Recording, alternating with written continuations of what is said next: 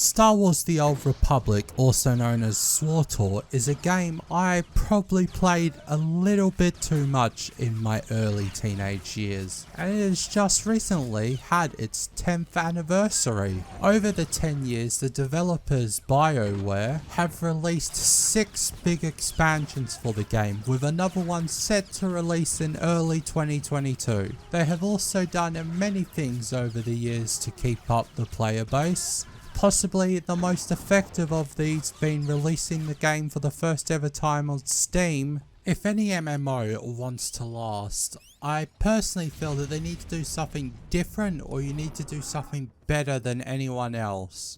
SWTOR has a couple things that I think really help it stay active, especially with big gaps between new content.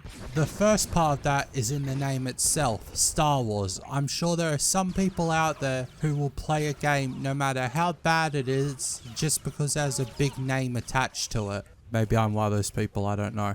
But there's also those normal people where the big name might get them to download and play the game for the first time, but it won't keep them there. And I feel the thing that does that in Star Wars is the story. SWTOR has 8 main classes for Republic, for Empire, and each of it has its own story.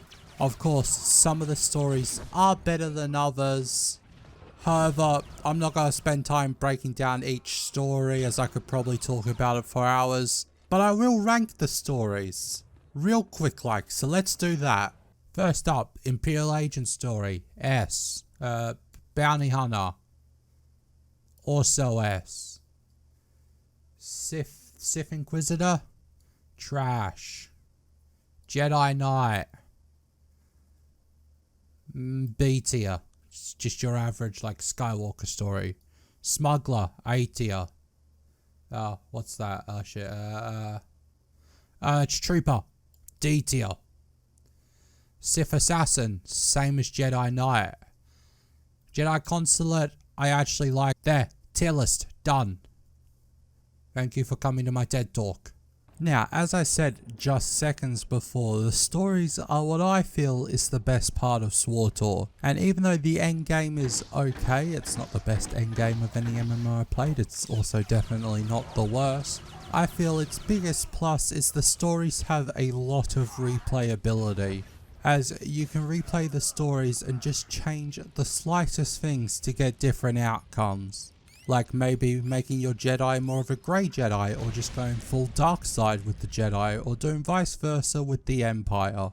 Which I feel this replayability will only get better with the forthcoming expansion. Now that I've talked about the thing I feel is the best part of SWTOR, it's only fair to talk about what I feel is the worst part. Now, if you didn't know, BioWare is the developers of SWTOR, which there's nothing wrong with BioWare. However, BioWare's parent company is EA, which we all know what EA is about.